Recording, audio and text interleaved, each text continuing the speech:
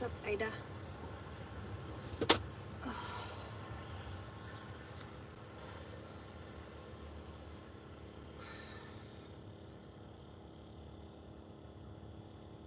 Good morning. Good afternoon. Well, hi, kitty. Son of a bitch. Oh. Hello, hello. Good morning. Good afternoon.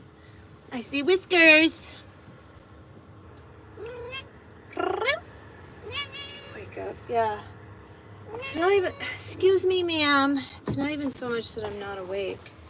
It's that I hurt, dude. I still hurt. So, last week I said I was, murder mittens. Yeah. Last week I said I was going to get a 2-hour massage because I hurt really bad. And I went and I got the worst massage that I've ever had. Come here, Bubba. Come here. Chrome could have given me a better massage, you guys. It was so horrible. So horrible. I literally told the guy that I needed him to work on my radial brachialis. This muscle right here in the top of your forearm, this is your radial brachialis. Okay? He worked right here on my bicep tendon. So, just so everybody knows, anatomy is the major course in massage. Like, you legit learn all the muscles and all the attachments, the posterior, the anterior. You learn, all of it. You learn all the bones. You learn where tendons attach. That's legit the major meat and potatoes of massage therapy. And if I go into a massage and I tell you that I need you to work on my levator and you don't touch it, or I tell you my radial brachialis and you work on my bicep tendon, it's like, just stop touching me. Just stop. Like, no. Yeah. So, any person with half a brain. Yeah, they do. They think it's just like rubbing lotion on your body, And so, being that I was a massage therapist for 12 years, I know exactly what's wrong with me. Like, I know that my levator, which goes from here all the way down to the top corner of the shoulder blade here, which does this, that's really tight. I know that I need work there. I know that I need work on the interior sides of my scapulas where your traps and your rhomboids and your levators attach. And if you can't figure out how to do trigger point, which is you find a knot in the muscle and you push on it until it hurts. Like, hurts but still feels good. And then you just press and hold, right? And as the tension releases from the muscle, the pain becomes less. If you can't figure that out, so we ended that massage about halfway through. I was like, we gotta stop. So,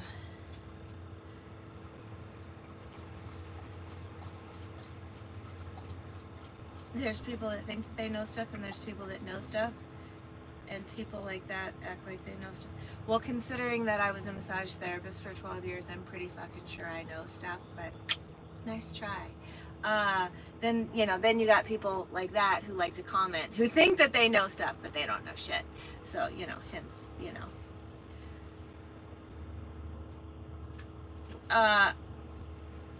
if you have a massage certificate, which is required to do massage, or a massage license, depending on where you live, anatomy is a requirement. So, thanks for subscribing. So, yeah, that's where we're at, first of all. Second of all, I went to a reputable place that I have been to before because I know the owner, and I would figure that, you know, there would be, you know, people there who had an idea of what they were doing, but clearly that was not the case. So I used to work for this place called Halo Healing here in Minneapolis, and we used to do out-call massage. So we serviced all the hotels in downtown Minneapolis. That is where I worked when I was working with the Minnesota Vikings and a bunch of other professional musicians and athletes. So I called them up and I talked to the owner and I explained to her what was going on. So she scheduled me a massage. Why am I live in Minneapolis. That's why I'm here. This is where I know where there's good therapists. Secondarily, my load was supposed to deliver here yesterday at 3 o'clock, but I was in so much pain that I was not able to drive and make it to my delivery on time. So if your next boyfriend asks for a massage, you're going to tell him you need a license. It depends on where you live. Some places only require certification, and some places require an actual license. So there's that aspect to it. Just, you know, it depends. Like, it's really weird. In Minnesota, the city of Minneapolis, oddly enough, doesn't even require a certification. But if you go out to Maple Grove, it requires a license for the city of Maple Grove. Bloomington requires a license for the city of Bloomington. So why don't I do acupuncture instead? Acupuncture is fantastic as well. I have had acupuncture done. I use acupuncture for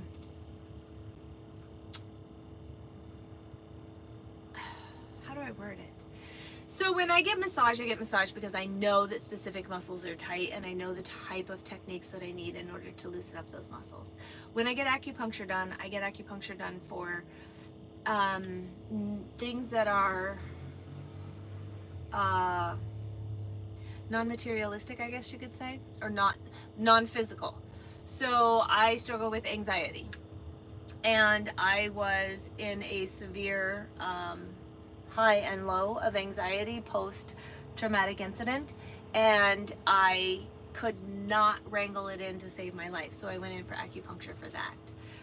Acupuncture deals a lot more with energy and the chi, the energy of the body, and how it flows, and places where it tends to get stuck or gets congested. And so acupressure works more with the chi of the body, the flow of the energy through the body.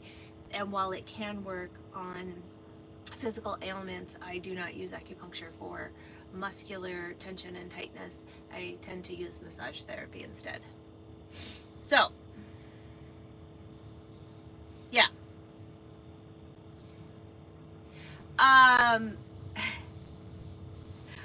My date from last week has his daughters this weekend, so he is spending the weekend with his daughters. I will spend next weekend with him, though. Acupuncture, I'm sure it probably could help release tight muscles because it's releasing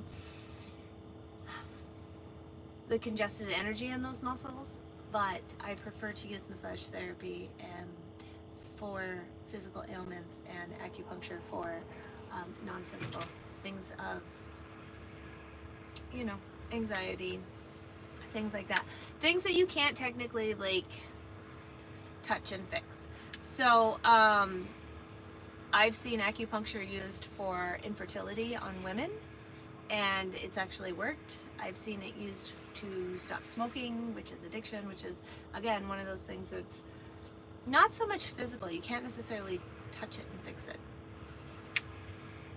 So I don't know where Fast One is, but actually, so he messaged me the other day.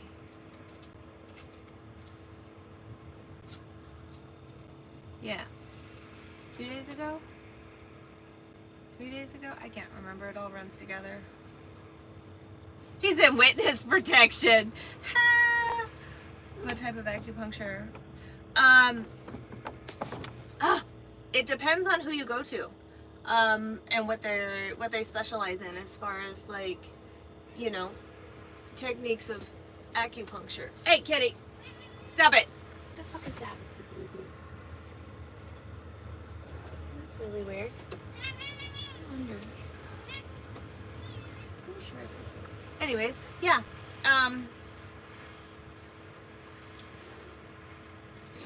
I have not been down to Dallas, so I don't know when I will get down there to see that person. In the meantime, you know, chiropractor for her backs. She works from home.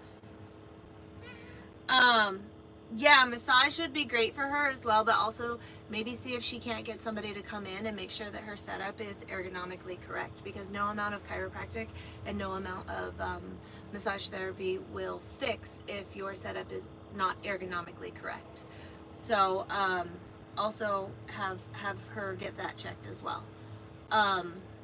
Literally the height adjustment of even where her mouse is can change a whole world. It can literally be just a matter of a few inches up or down of her monitor that will adjust like neck stuff and all of that.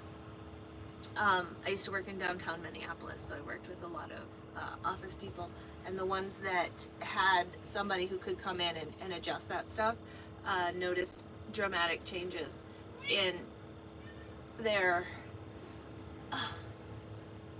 body once their setup was ergonomically correct. Sorry, I'm just over here pushing on some tight muscles in my back. In the meantime, yeah, Mittens is on her shit today. We're actually at the hotel. I'm waiting for Schmeggly Corn to clean my room so I can go get checked into it. In the meantime, I figured I was going to clean my truck, you know, vacuum my floors and collect up my laundry so I could wash laundry while I'm here. Y'all, behold, yours truly is taking an entire week off this week to take care of oneself. So, yeah.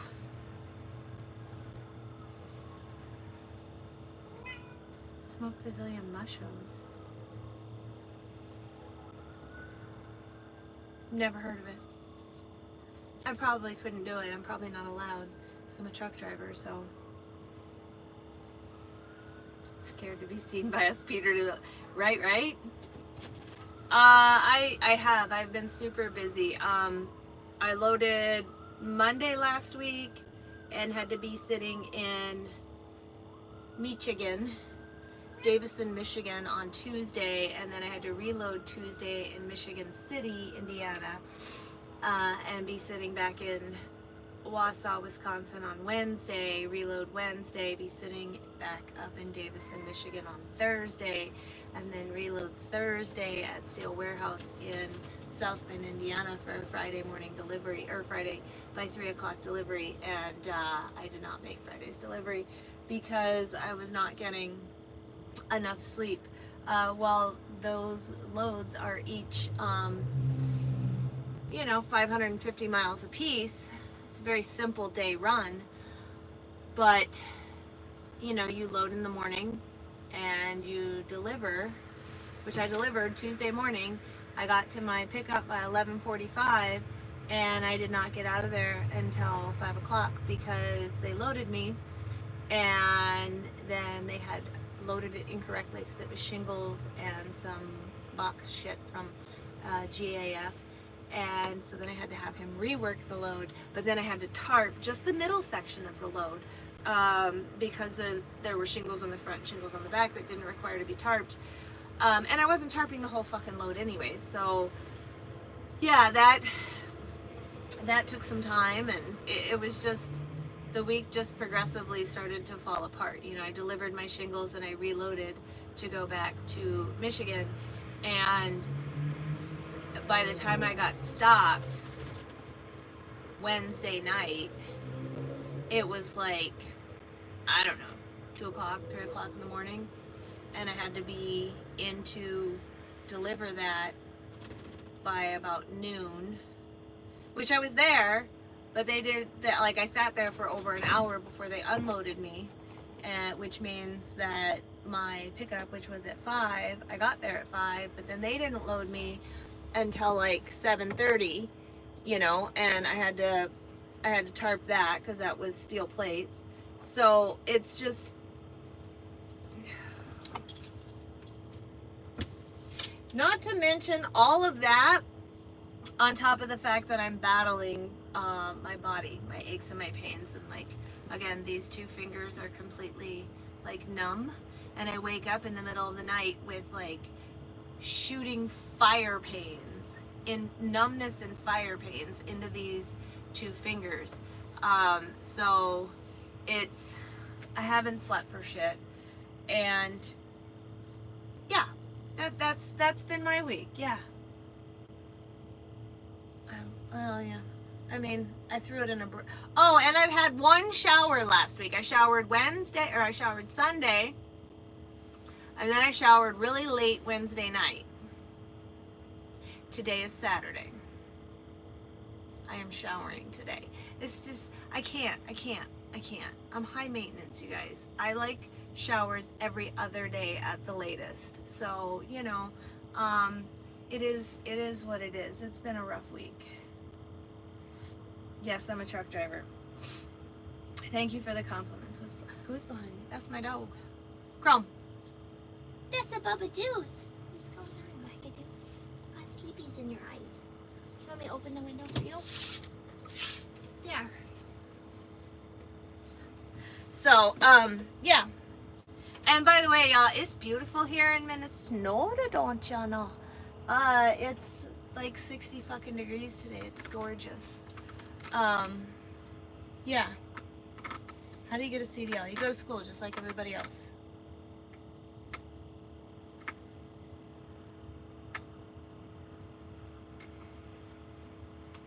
Puppy dogs. So, well, yeah, you know, my lady parts don't particularly like not going, you know. As a female, I'm just gonna say, things happen when we do not take care of our hygiene properly. We're not gonna go into details, but there's potential for things to happen that, you know, are not. No. Look, unicorn's here. Hey, that almost looks like my logo.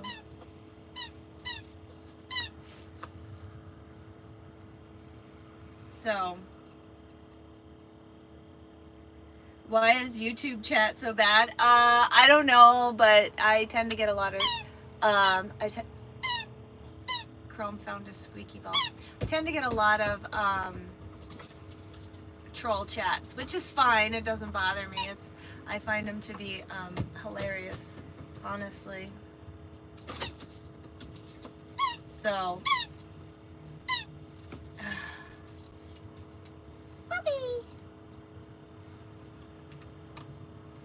yeah, so my hands also, guess what? I'm officially old. And don't tell me I'm not old. Basically, in my mind, arthritis is a symbol of being old. And, yeah. No, I'm not at a truck stop. I'm at the hotel that my son and my brother work at, because this is where I'm staying this weekend before I go to the house. Oh,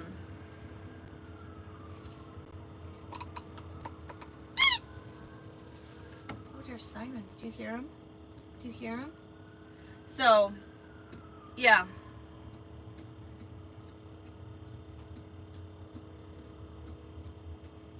Do not leave inappropriate comments. Thank you so much for saying that. I appreciate you. Yeah. Oh, apparently James thinks you're a simp, Jonathan. No, he's actually one of my moderators. So anybody who's out there calling people simps is usually a simp. That's just how that works. They're deflecting and projecting onto somebody else in order to take the heat off of themselves. So, you know, it is what it is. But I'm sweet and beautiful. Well, thank you so much. Yeah.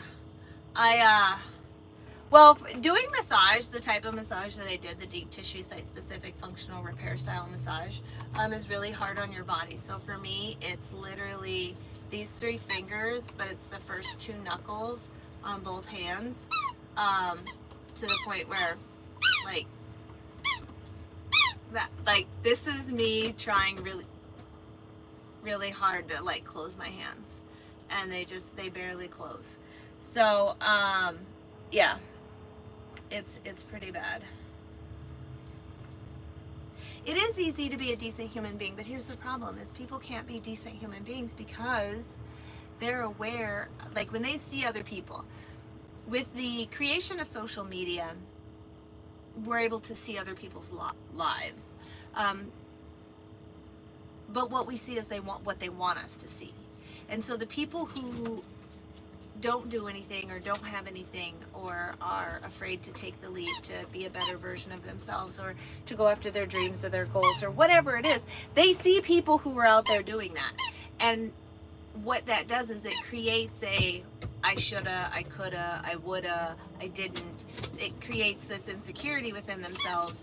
And so when they do that, so they see this lack, they see what they missed out on, they see a missed opportunity, they see where they could have been had they of, and so then they tend to project and deflect and then put it on other people. A perfect example is if you're in a relationship and out of the blue your partner just randomly starts accusing you of cheating. More often than not, it's not always true, but more often than not, the first to accuse is the one who's actually doing something. It's their guilty conscience. So they start projecting and they start creating situations that don't actually exist or putting it onto somebody else in order to relieve themselves of guilt or lack or whatever. So that's kind of sort of what happens. I get it. It should inspire people to, but they're gonna hate because they see a missed opportunity. They see that they could be where that person is had they have not given up, had they have not made an excuse, had they have not, whatever. So it's easier to hate than it is to admit that they did not do what it is that they should have done, that they failed or whatever.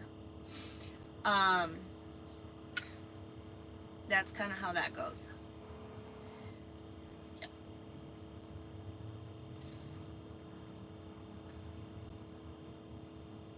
My kitty cat. Yeah. Yes, this is a semi-truck. I do like the fact that, JJ seems to think that he can tell me what to do in my life. I'm not changing the topic. If you don't like it, you can leave. I drive a 379, a 2003 379 with a 99 6NZ cat motor.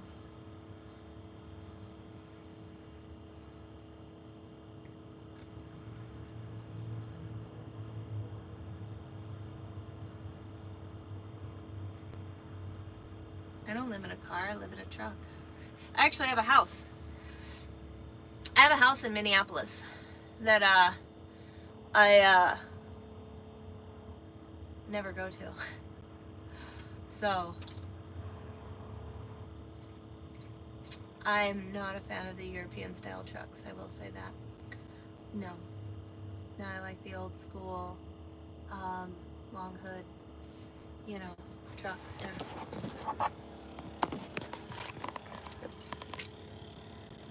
That's my truck.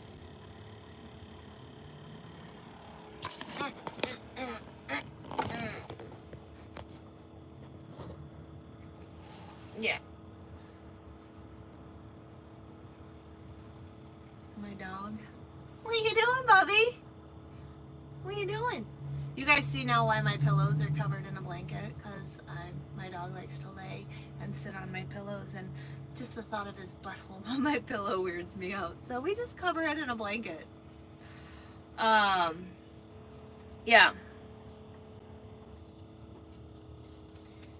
His name, come here.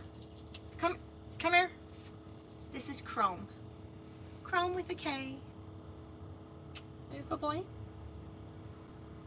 Are you a good boy? Boop, boop, boop, boop, boop, boop, boop, boop, boop. Um, yes, I drive trucks. Do I look like I would be the kind of girl that would pick up men in truck stops? Do I look like I am that thirsty for attention that I would hook up with somebody who hasn't showered in 4 days and has 3 teeth and is, 200 pounds overweight and has toe fungus and God knows whatever else philippiitis on their body?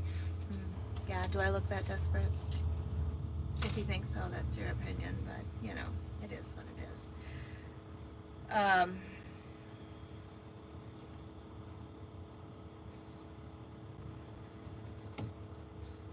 I only have the one dog. I actually never had any intentions of ever even getting a dog because I have murder mittens. And I don't like having to get out of the truck at night, and dogs have to go potty at night, and all that stuff. So, yeah. I never thought I would be a truck driver. That is such a good question. Nobody ever asked me that. Truck driving wasn't even anywhere on my radar, to be honest with you, when I was younger. Shit, I didn't even get my driver's license to drive a car until I was 23. And I was actually driving a Mini Cooper when I became a truck driver. So I went from driving one of the smallest vehicles on the road to driving one of the largest vehicles on the road. And I was presented an opportunity to drive truck, and I figured, how do you know what you love to do if you don't try everything? So I figured, why not? I know the trolls are thick today. So I went through the CDL training, started driving truck, and I actually, I loved it, and so here we are. No, never in a million years did I ever think I would be a truck driver. Shit, I could barely parallel park my fucking Mini Cooper. Yeah. So, if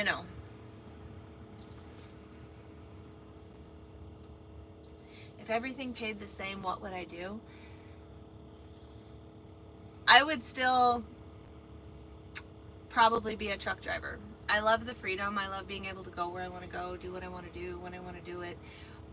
If I want to go to Arizona to see my middle son, I go. If it's just, there's so much freedom. The idea of being home every day and going to the same place at the same time and doing the same thing every single day it's absolutely terrifying to me. I lived that life for so long, and now that I have the freedom that I have being a driver, I would never ever want to go back to that. Even driving local is petrifying to me. So,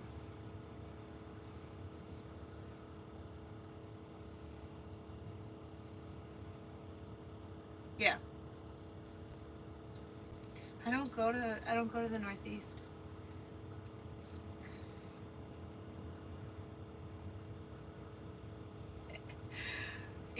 Idiot trolls walking around with it. What is that symbol?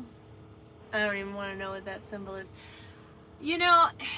That's just the world that we live in, and you can either let it dictate the rest of your day. You can let it annoy you. You can let it bother you. You can let it get to you. You can let them rent space in your head for free, or you can just laugh at them and go, huh, I can see the level of life that you are living, and I almost feel bad for you, Oh, my eyelashes, look at this one's all up and the other one's not. There we go. Now we look a little more semblance of normalcy there. I was looking all cockeyed, literally. Oh shit. I would have to buy me Troll Be Gone spray. No, you guys, you don't understand. The trolls are the best part of social media. Do you not realize that? They are literally the entertainment. On my Facebook page, I literally have a weekly winner, a douchebag of the week winner. A weekly episode, a weekly post, keeping it real, of the messages that I get. I literally had a guy send me a message that said, I want to bend you over the hood of that Peterbilt and tear up that kitty cat. Which was hilarious because, like, I hope you have a stepladder, bro. I had some guy message me and he's like, what did he say? When are you gonna give me my baby? It's the trolls of social media are the highlight to my day. The highlight to my day. Because they literally are out here typing, posting, whatever, and showing the entire world, A, their lack of intellect, B, their social awkwardness, C, their level of intelligence or lack thereof. It's like they are literally throwing themselves under the wheels of the bus of life. And because people don't call them out on it, they don't realize that what they're doing is wrong. Or they do, they just don't think anybody's going to say anything until they message me. Did you ever see UFOs? I don't know because I don't really drive at night very often. So, from me, the answer would be no. Do I think Maverick's a good company to drive for? I don't know anything about Maverick. I do know that they have all these stupid little cameras on their truck, which I think is fucking retarded. And I know that their trucks are governed at like 62 or 65. So good luck making any actual money working for that company. Because you're literally only able to do about 600 miles at the most in a day, where there's no traffic and there's no construction and there's no slowdowns. So, and even if you're making 50 cents a mile and you're driving a full 11 every day, you're only going to get 600 miles a day, and that would be 6 days before you had to take a 34. So do the math. Is it worth it?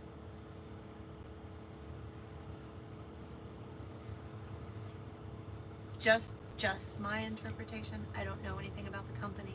I just think about the accessibility, first of all. Second of all, if they're paying you, let's say they're paying you 50 cents a mile, which I don't know what they pay. But if they're paying you 50 cents a mile, and I can guarantee you, let's say it's a 600-mile trip, they're getting at least $1,200 for that load. At least. So let's pull out the calculator. So we're going to say 50 cents a mile times 600 miles. You're going to make $300. And if that load pays $1,200, just minimum, that would be a minimum of $2 a mile, okay? They're literally making $900 and you're making $3.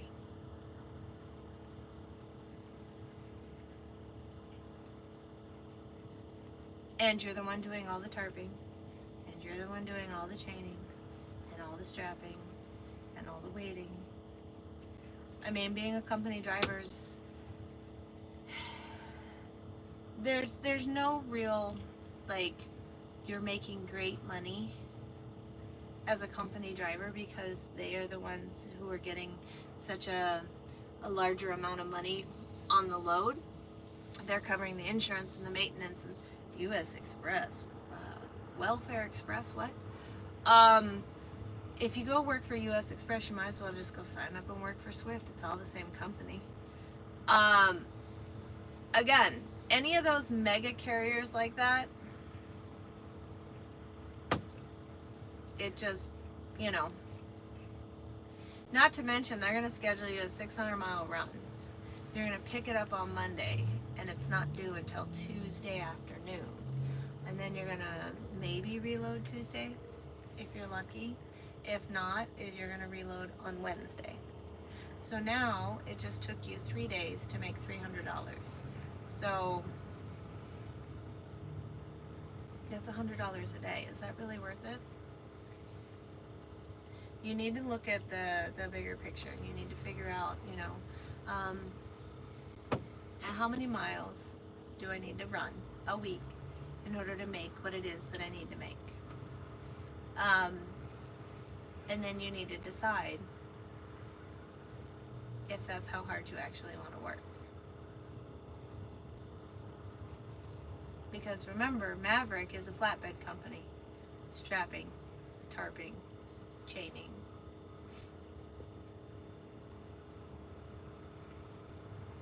Also look at their CSA score. If they have a terrible CSA score, that means that pretty much every scale you cross, you're going to get pulled into. And every scale you get pulled into to get weighed, there's a higher potential for you to get inspected. And if that's a company that has a terrible CSA score, then it's probably due to bad inspections. Bad inspections means that they don't take care of their equipment. Like, there's so much to think about when you start looking at companies to work for. Make your day brighter. You want to live in a trailer home?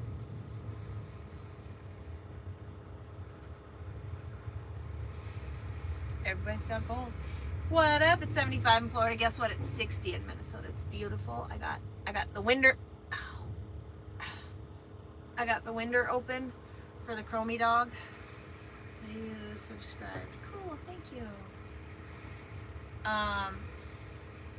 Yeah, Eddie.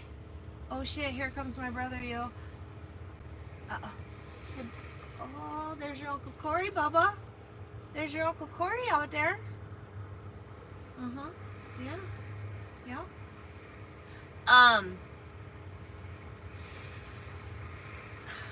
I hurt so bad, you guys. I can't even think straight. Eddie, I'm taking next week off. Taking next week off to take care of my body. Oh, these two fingers are numb right now.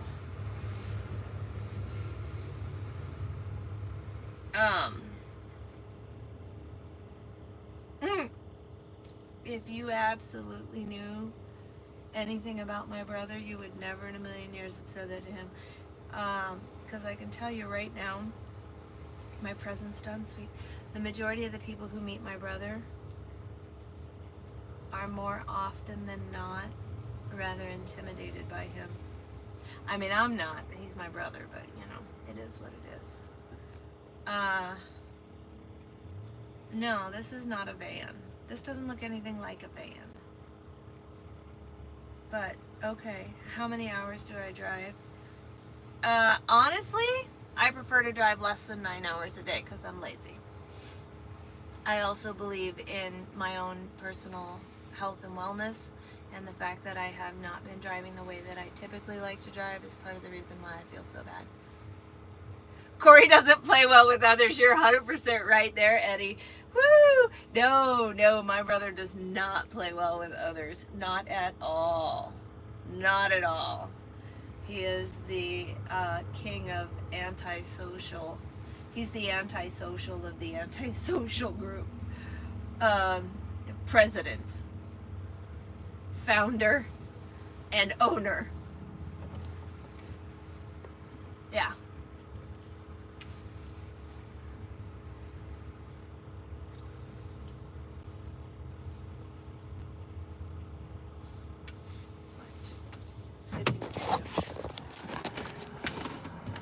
Ow, son of a bitch.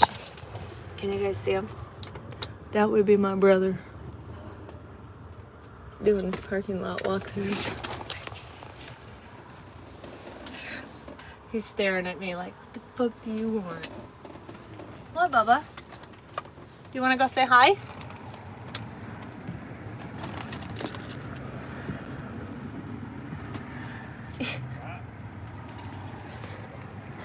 Down! Look at that.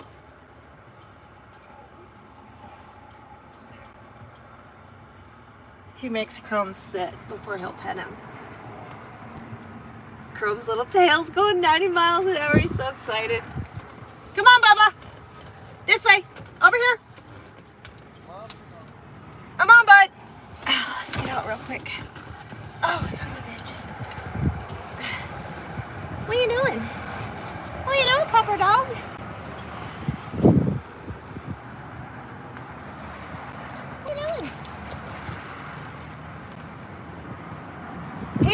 truck crying when he saw you.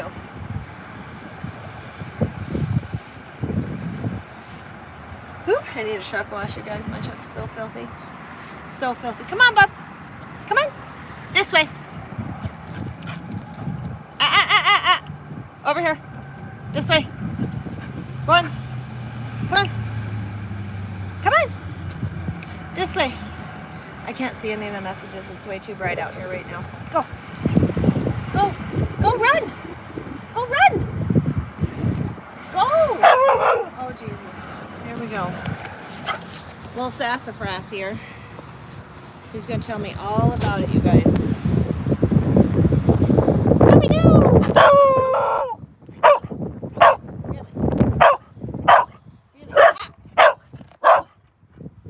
No, sir. No, sir. Ah!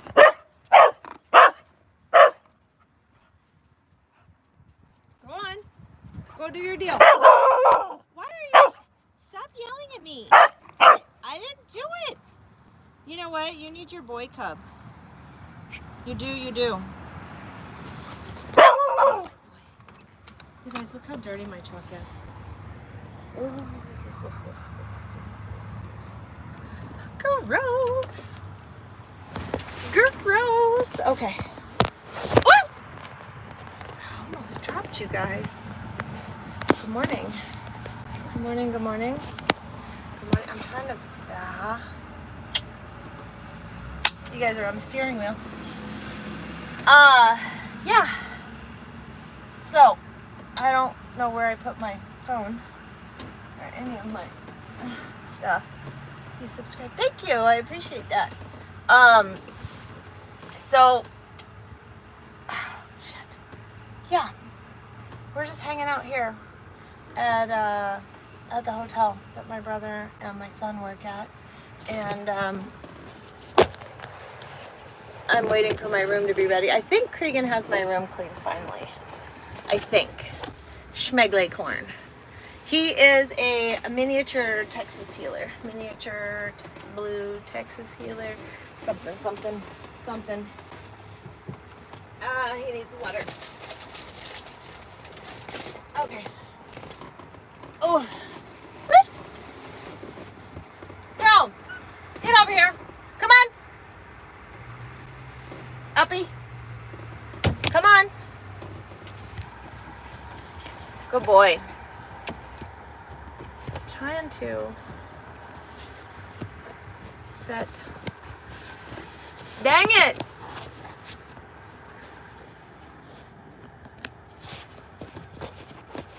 Trying to set this up in a place where I don't have to hold it. Poopy on it. We'll just put it right there.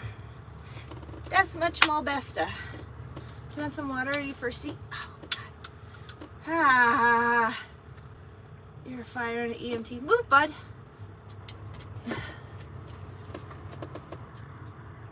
There you go, Bubba. There's a bowl of water. It's not my old 5F uniform. That's a Carhartt. This is a Carhartt jacket right here. I never had a uniform at 5F. It's just they gave me a really badass Carhartt jacket. Thank you for the compliment. Oh God, you guys. Oh, my hands hurt so bad. They hurt so bad that I just ordered a pair of those copper fit arthritis gloves. Super trucker status, here I come. Yeah. So I had to order the ones that actually come all the way to the first knuckle, so just barely your fingertips hang out, you know, like a crazy weird old person. I did not see if he came in the chat or not. I did, and that hurts. Yeah. Oh Lord, the copper fit. My brother actually ordered some, the wrist ones, because he's got arthritis in his wrists, and he actually said it works really well. So, your father's a retired trucker, your brother long hauls. Nice. Yeah, my grandpa was a truck driver. You guys know that we just came up on the 1-year anniversary of his passing.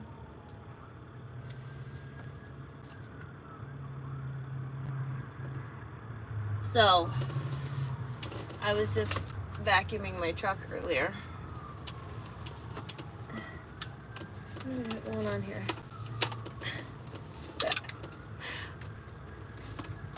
Y'all, I'm not even gonna lie, for your car, just so you know, this is like the best little vac. No, I'm not single. This thing is phenomenal.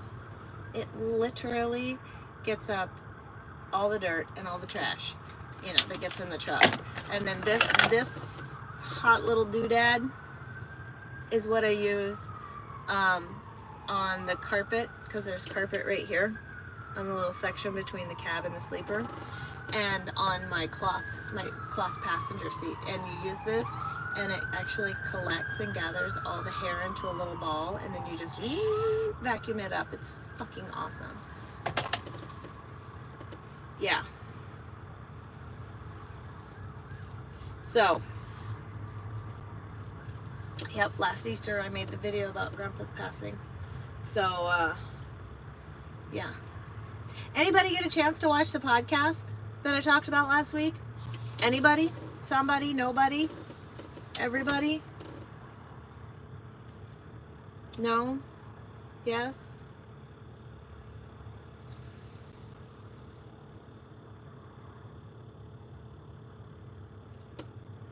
Anybody else notice that I'm sporting my Iron Mike Go Fuck Your Mom?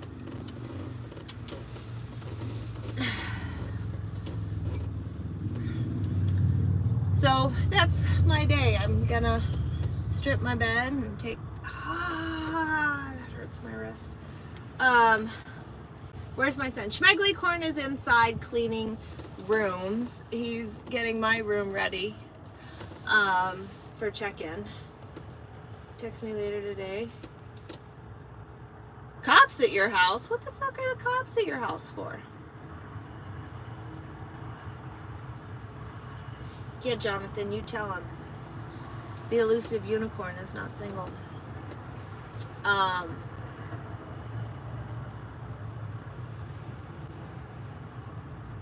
My son was out on the truck with me for 6 months over the summer, and he helped me load and unload and strap and tarp and all that jazz.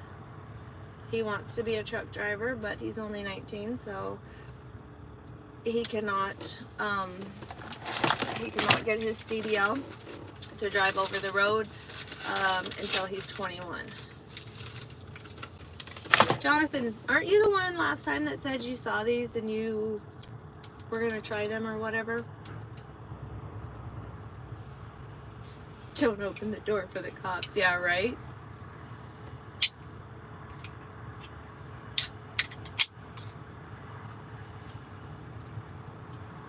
Oh, you did try them. What flavor did you try? I really like the strawberry banana, and I like the black cherry. I mean, I like them all, but I'm just curious.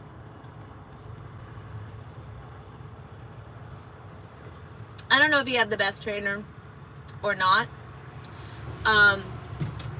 because there were many a times I wanted to punch him in the face. Because anybody who has kids knows that if you ever take them to work with you, they think they know more than you. Raspberry? There's a raspberry? I didn't know there was a raspberry. What? What's up, YouTube kid?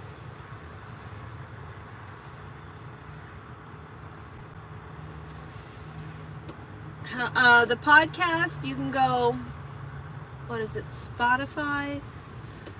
You can go to Audible. I posted it in the community board. I posted the link so you can listen to it for free on Audible. But if you have Spotify, you can listen to it there.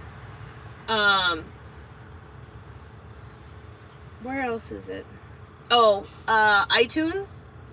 It's gonna be Stogie from the Road, and the episode you're looking for is the pilot episode for Keeping It Wheel. That's where we posted our first podcast ever.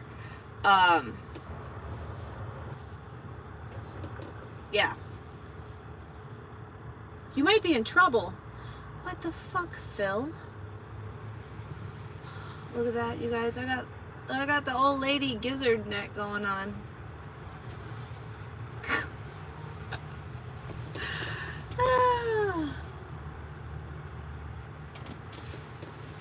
So,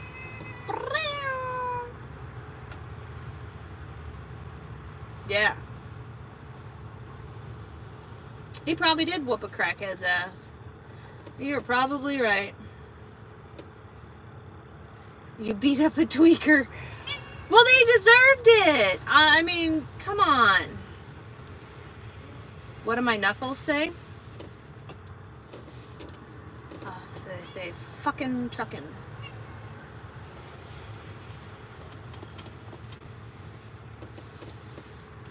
So, yeah, we gotta get schmegly corn. I'm up on the 5th floor, so. He slapped your elderly neighbor? Well, then he fucking deserved it, man. He deserved it. You're gonna find it. YouTube kid, go to my channel, my page, my channel, whatever.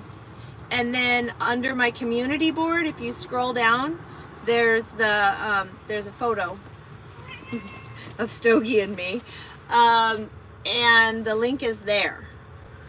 It's for Audible though. It's free on Audible. So all you have to do is just, obviously put in I think you just have to put in your email and create a password or something. But yeah, the podcast is free on audible.com.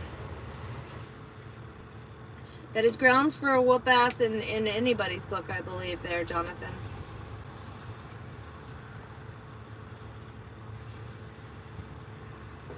What was the longest distance that I crossed? I don't know. I think it was like 1,800 miles or something like that. I think I did it in 2 days. It was 1,800 miles. I did it in 2 days because I had to get to my son's graduation. Come here, kitty. Come on, Mittens. Mittens, come here. Shithead.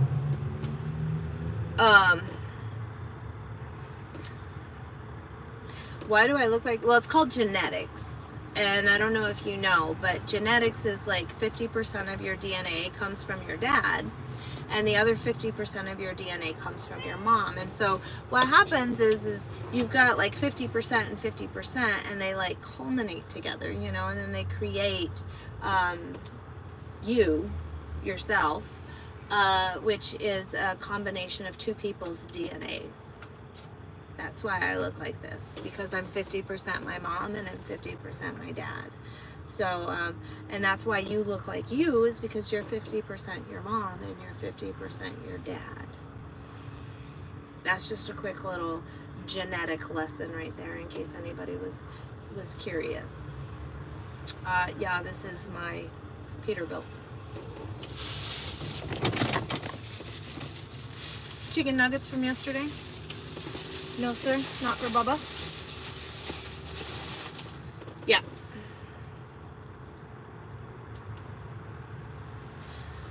I love it when people ask some of the most irrelevant questions ever. Like, I had somebody ask me once, where do you go to the bathroom? And I was like, well, there's these buildings.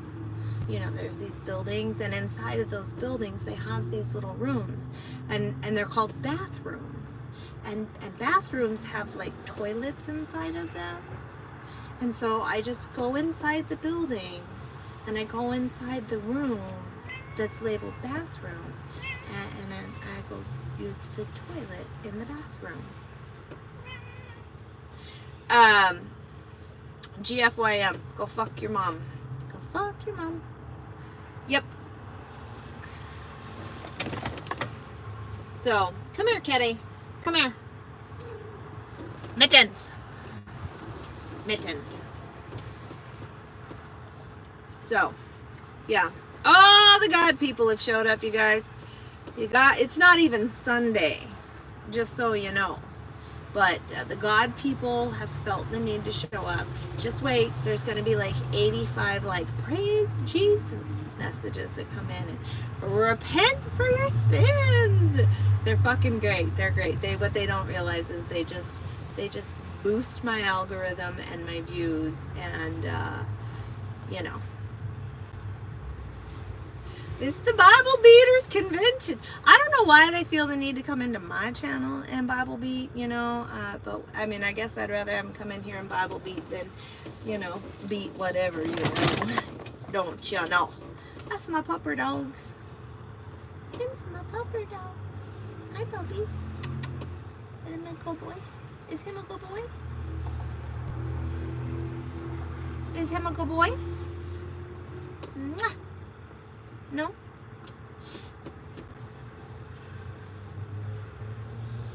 What the fuck? Yeah. I don't know. The Bible beaters can come in here all they want. I'm sporting a go fuck your mom. That's what I think. Go fuck your mom.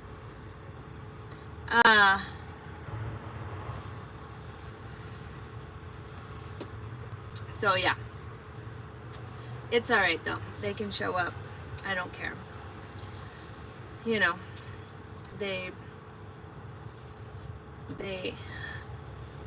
it's so much fun to fuck with them.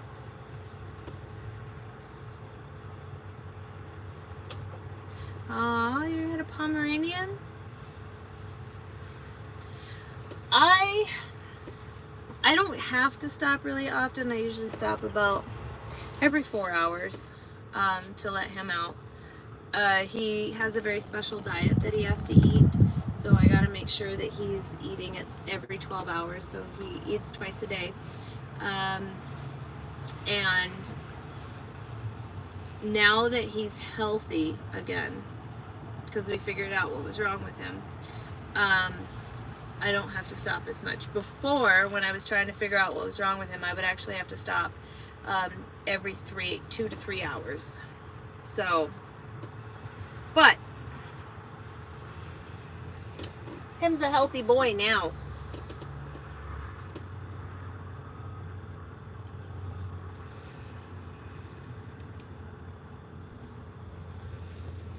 That's right. Why does everybody call you a simp, Jonathan? You're a fucking moderator. You're a moderator because of people like that. Ha ha ha. Bounced, bitch. You just got bounced. I love it. Oh, you subscribed to me. Thank you. I appreciate it.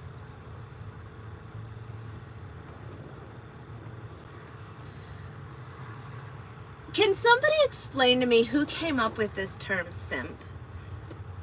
And give me more detail into what the fuck it actually means. Like, why can't we just use, like, normal terminology? Asking for a friend. I don't know. Jonathan, I appreciate you being a moderator. That's why I made you a moderator, because you were, like, on top of shit, especially when Phil's not here to be bouncing people. But, yeah, it really... supposedly, like, it's... Simps are stalkers? Huh.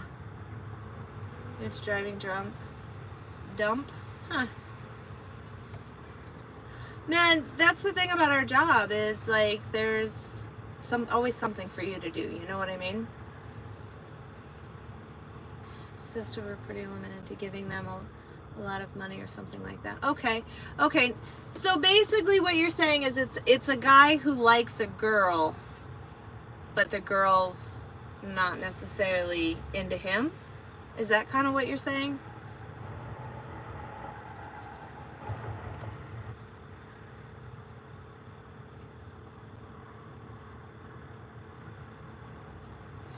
David, everybody has their thing. Like, I don't care to be home every night. That doesn't bother me. I'd actually rather not be home every night. So, okay. So, here's what I don't get. So, if somebody told a guy friend of mine that he was a simp because he let me use his shower at his hotel at a truck show, and he let me sleep in his room, and I didn't sleep with him.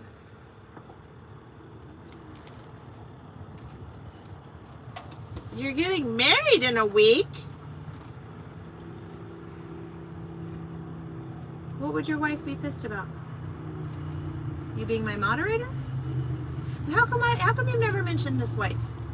Or maybe you haven't, I've just forgotten. And how come your wife is never on the live? Tell her I said hello. I agree that that's just a good friend and not a simp. But some other girl was like, you're just a simp to her because I couldn't be in a room alone with a man that I was interested in and not sleep with him. And I told him, I was like, bro, all she has to offer is free pussy, because if she had anything else to offer, she wouldn't give it up so freely and easily. Maybe I'm just oh yeah, your wife would be pissed if you were a simp. I mean, I get it. Sounds like your wife likes real men, huh? Oh, she's working right now. Okay. I gotcha. Hey, Bob, maybe if you actually ate better and took better care of your body, these things wouldn't actually bother you. I'm just saying, hypothetically speaking.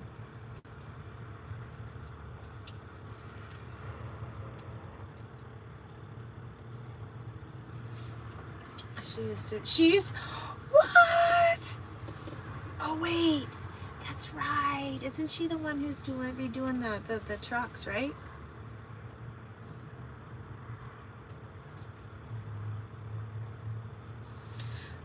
Correct, David. I agree. I know a lot of women that are incapable of being friends with men because for some reason they slip and fall on penis. But, the guy that I do the podcast with literally told me, he goes, I've learned from you that women don't randomly slip and fall on dick. So yeah, it's kind of changed a lot of his ideas and opinions or thought processes towards women and the way that things work out and how certain women engage with men and other women don't. That's really what the podcast is about too. It's about how men engage with women and how women engage with men. So you've got both perspectives. You've got the man's perspective, you've got the woman's perspective. And it's going to go into further detail as far as one of our episodes is going to be why do we continue? Speaking of, hang on one second. Hey, so I'm doing a YouTube live, and I was just talking about our podcast. Oh, you're on. Am I interrupting it? Well, you're on speakerphone. I don't know if they can hear you. Okie dokie. No, I was just getting ready to tell them that we were. One of our episodes is going to be talking about why we get into situations and we know that they're not good, but why do we stay? Oh, we have so much to talk about too. I know. Well, I'm so much new stuff. Waiting for Schmeggly Corn to clean my fucking room so I can go get checked in.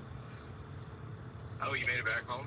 Yeah, I got a 2-hour massage scheduled at 5 o'clock tonight because I hurt so bad I can't function.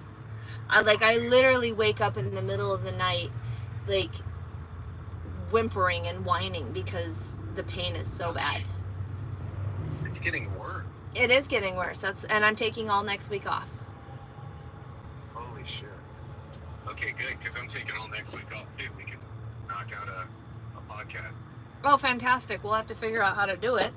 I mean, I guess I could, if it doesn't work on the cell phone, if we do it before Monday, because I check out of the hotel on Monday, but you could call the hotel, and we could do it on the hotel phone if that would give better sound. I mean, I guess we can do a sound check via my cell phone, and we can do a sound check via the hotel phone as well.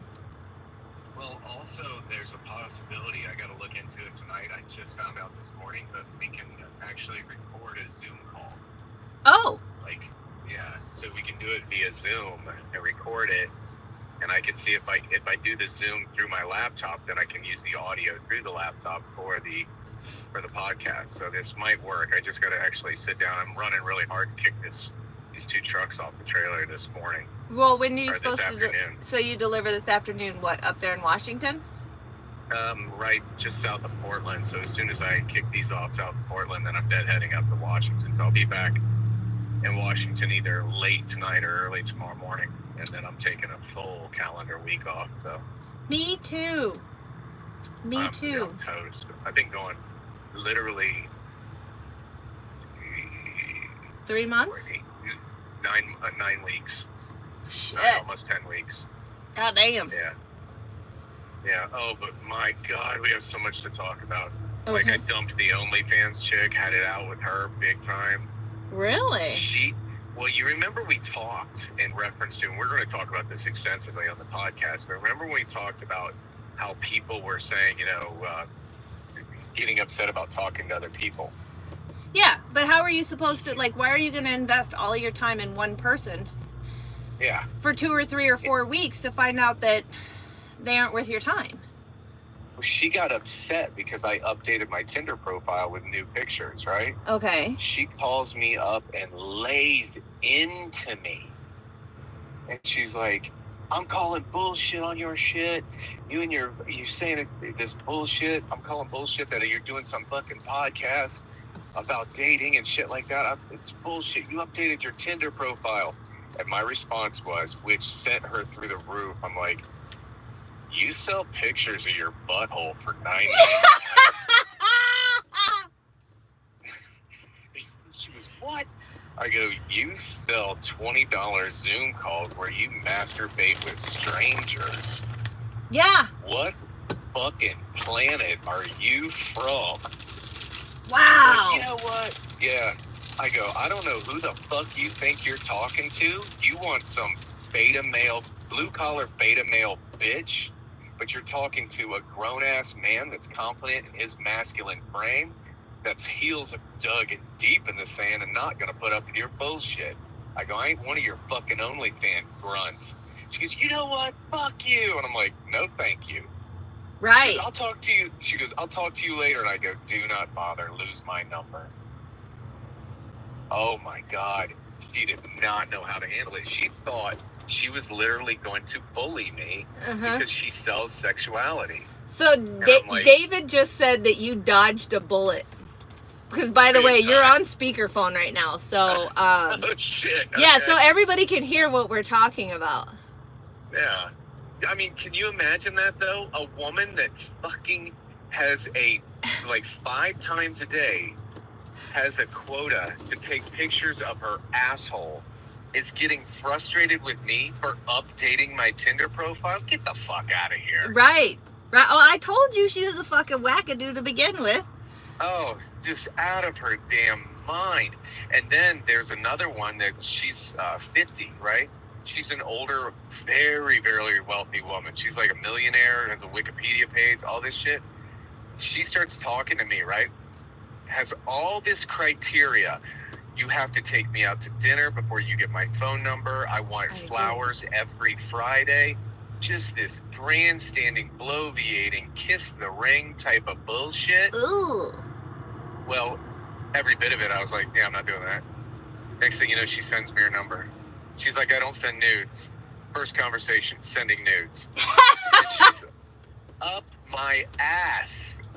And then, but she's sitting here bragging about, I've given roadhead before. I can do this. I fucked this guy, fucked that guy. I'm really good in bed. I'm really good in bed. No, she's not. She's doing all this. Yeah, but she's doing all this. She's got a fucking face for radio. Decent body, but wow. And, I mean, I've seen younger faces on Cash. This woman is old as shit. And so she starts going on and on and on. I just ghost her. 2 days straight, ghost her. Don't talk to her. She thinks she's sending that pussy bait to her. I'm going to chase her. And she sends me a message. She's like, why did you ghost me? I thought we had a great conversation. I thought you were really into me. And I said, here's the thing. There isn't a man out there that doesn't want to be some woman's hero. A man wants to be a woman's hero. A man wants to protect, provide, and preside. You've made it abundantly clear that you don't need nor value a man. So you don't need me, which means I don't want you. And she goes, I think you're being insecure. And I'm like, I think you've seen more dick than a urinal it loves. I'm not interested in you. Fuck you. End of story. Somebody said that you traded a bullet for a grenade with the old lady. And then somebody else goes, 50-year-old nudes is crazy. And then Jonathan says, any woman that says I ain't sending nudes, that bitch is sending nudes. She had a fucking arsenal of them right out of the gate. Oh. Like, let me guess. You just went from the yoga pants and hoodie you were in to that oversized flannel with that neatly lit shot of you in a doorway. Shut the fuck up. Right. Oh my God. But yeah, she was, I mean, she was like, a man needs to pick me up and he was going to take me out to dinner. I'm like, well, all I got is a Harley, so I'm going to have to meet you for dinner. She's like, well, you can drive my car. I'm like, good God. Every criteria she had, I would meet it with the opposite, and she was okay with it. It was astounding. Well, of course, because she puts that out there for the betas, and when somebody pushes back against it, it's kind of like the BDSM god lady. I don't like cigars, and then you're like, well, I smoke cigars. Well, that's okay, I can deal with it, because they don't want somebody to shoot them down. So in turn, they're going to quote unquote change. They're going to tell you that, oh, you don't meet their criteria, so it's okay. But then, as we all find out later on down the road, once they get what they want, then they turn around and go, oh, well, I'm not okay with XYZ that they already told you that they were okay with. That's the game that they play. Yeah, and that one right there, a little Miss Church lady, 50 Shades of Church, right? Uh-huh. I got this thing from Jay Waller online. It's like the ultimate breakup text to send to a woman. And it was a line from a song, from that, I think it's George Strait song. I'm sorry it's come to this. There's so much about you that I'm going to miss. And then send a pin. Drop a pin in Cheyenne and send it to her. Oh, my God. Oh, nothing. Right. No answer, no nothing. I get back, wait, what? Nothing. Did you just break up with me? Nothing. I haven't said boo shit. That woman has blown my phone up. Bitches be crazy, man. I'm telling you. Is our podcast still going to be on the Stogie from the Road, or are we moving it to our own channel, or what's the process of that? Somebody's asking. We're gonna move it to our own channel. So I finally got it approved. Okay. The RSS feed. So all I got to do is build it now. So it's approved. It's paid for. We're good. So. Okay. Have its own artwork and everything. Oh, you mean the picture that I posted? Mm-hmm. Okay. Hang on one sec. David, if you go onto my channel and then go over to my community board and scroll down a little bit, there's a picture of me and Stogie. It's called Keeping It Wheel. There's a link in there for our first podcast, which is on his regular podcast feed, called Stogie from the Road. You can, iTunes, Spotify, and Audible. Jonathan says, what's up, Stogie? Watch out for those lady nudes, my dude. It is astounding. Oh, I think it's hilarious. You know, it's funny. I am going to say this. So you have met a couple of women. Two or three? Well, 4. And there's another one. I got a porn star that I'm talking to now. Too, oh, you mean that lady car hauler? Yeah, sure. I don't know. But yeah. Mm-hmm. That's a whole different world. That's going to be an episode in itself, and we're not releasing that right now. But boy, howdy. Wow. Yeah. But I think it's funny because you have literally had far more interactions than me. Like, I've literally had a couple of conversations, and I've met 2 people. One of them I and then the third person I video chatted with, you know, Mr. Grandma got run over by a F-150. But it's like, I don't even talk to that guy. And then out of the 2 that I've met, I already told you about the one from last weekend, the date, and how, like, we spent the night together, but he didn't even touch me. He didn't cuddle me, like, nothing. Yeah. I think it's very interesting because if you look at like where you're at in the progression of learning and understanding in the dating atmosphere or in the man versus woman social interaction atmosphere versus where I'm at, it's crazy to see, like, I say it all the time, women are fucking far more crazy than men, and that's probably part of the reason why I was single for so long, because I'm not like that, you know. And because I'm not like that, guys are like, oh wait, I don't think she likes me, or like, our interactions, we have similarities, but I'm also capable of catching it far prior to the ridiculousness. So it's like seeing both of us at the different intervals and all of the potential intervals in the middle. Oh yeah, I mean, well, the reason why you are able to, I guess, field a lot of the crazy is because you're far more in tune to the male psyche in comparison to the average girl. But a lot of guys, what I'm learning, I mean, you can't convince me otherwise at this point. What I'm learning right now is that if you don't maintain your masculinity, your male frame of masculinity with women, especially women that have spent a lot of time propping up a beta male, these women absolutely want a man to come in and, I don't want to say emotionally take charge, but know and have that confidence that that man is able to stand with or without her. Well, and that's my thing. That's always been my thing. You're a man. You have a dick and balls. Go fucking hunt and gather something for me. Be a fucking man. When you ask me where I want to go, if I say I don't care, that means make a motherfucking decision. Yeah. Well, I mean, I actually told the banking lady, the little Christian bondage bitch, I told her, I said, she goes, I want to reclaim my femininity, because she was married to a guy that was a beta male to a comical level. Yeah. But she started shit testing me. I go, I know what you're doing. I go, and if I capitulate to you, what you're going to do is automatically think that I can't protect you. If I can't protect me from you, I can't protect you from the wolves outside the door. Correct. You know, so I started just basically treating her like I could take or leave her. And I would get these messages, you're being a really quiet boy today. Oh, here's another one. And a fucking another one. This doozy.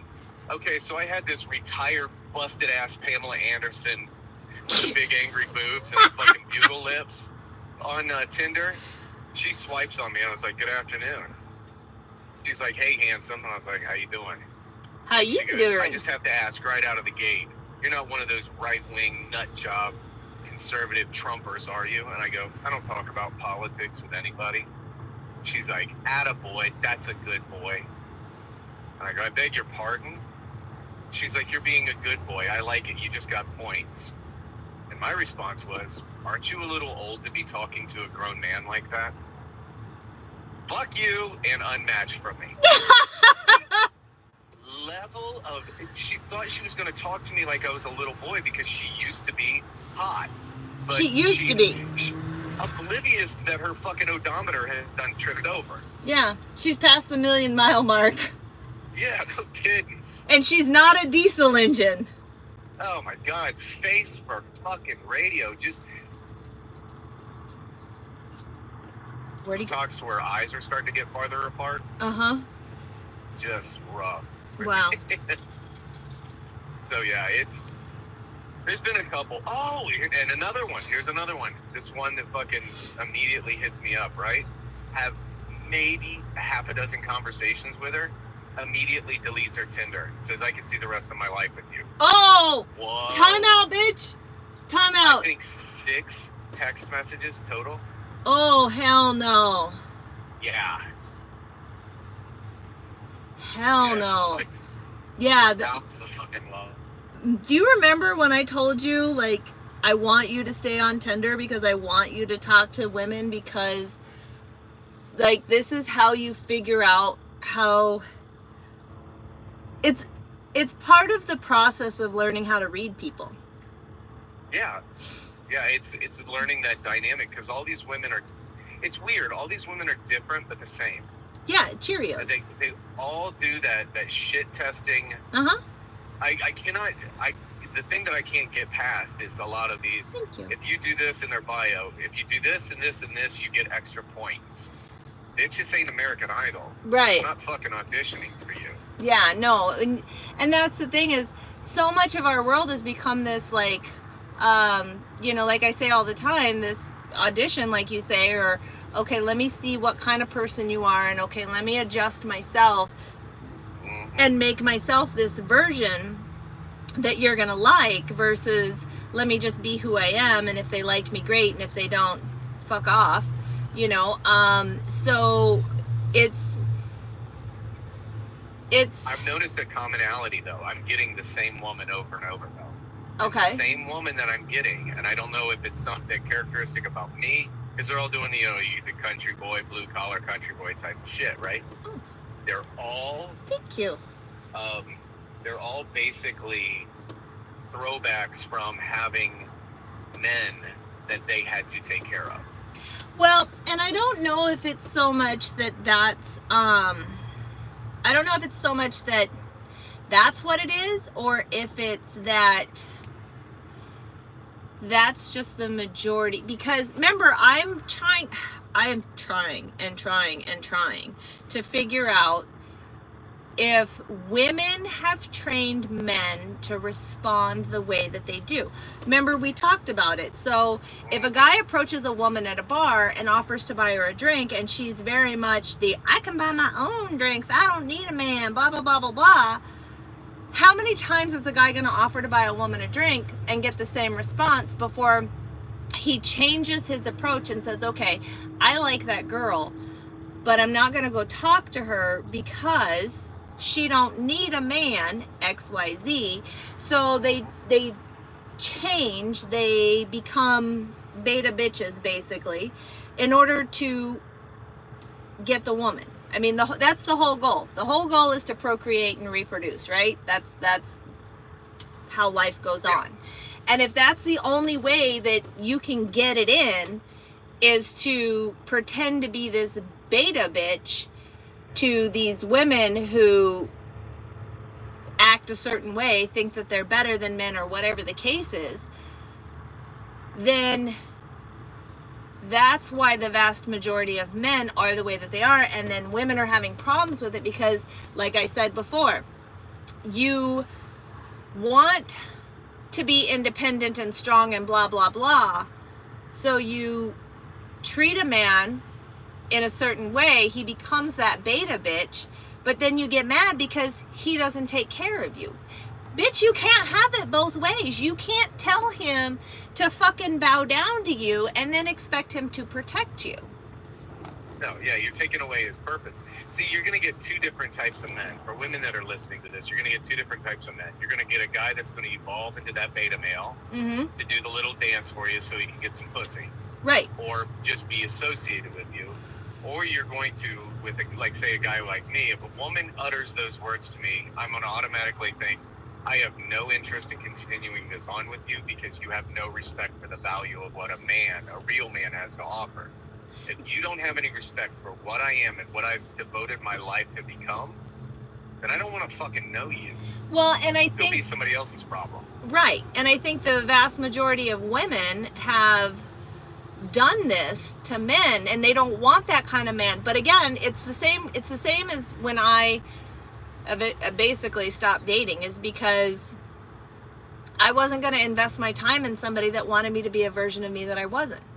So I just pretty much, you know me, everybody goes through the vetting process, and in that process it's like, okay, you're gonna act like this, well, I'm not interested in somebody who's gonna try to talk to me like that. Like, I can't tell you the number of guys that I have run into who try to be big dick swingers. You know it, you've seen plenty of that. And the other option is the men who are mean to women, you know, like I've had guys try to, you know, basically, I was talking to one guy a few years ago and he was like, oh, look at your little squirt guns, you know, when I was literally jacked as fuck, you know, right as I became a truck driver. You know, I had far more muscle than I do at the moment. And he used to like downplay my level of athleticism and try to belittle me and talk down to me, or, you know, essentially try to be mean to me, or, you know, oh, you're going to eat that, you're going to get fat and shit like that. And it's like, insecure your work ethic. Well, right, but that's what I mean. It's like there's either the dudes that treat women like dirt because for some reason women like that, or there's the dudes that think that I am what I have and I am what I do. So here, let me brag about everything I have and what I do. And some women like that. So it's in order to find to keep you miserable and lack of confidence so you don't leave. Right. So it's the same on my end. It's just, I mean, it's the same but different, you know. The women that you're running into are all looking, you know, to treat men like shit. And then when a man stands up to them, they don't like it. But then on my end, it's like, I want a man who can accept a strong woman. And they all say that that's what they want. But then when they run into it, they don't like it. Yeah. So, and I've noticed also, because I've started doing this, to where at the end of the day, this little leather bound journal, and I'll put her name, and I'll start putting good things, bad things, right? What are the good things about her? And trust me, that fucking list has been really sparse. But I'll sit there and I'll write this shit down so I keep it fresh in my mind as far as the good things and the bad things. And I'm noticing one thing in particular, and it's what you said.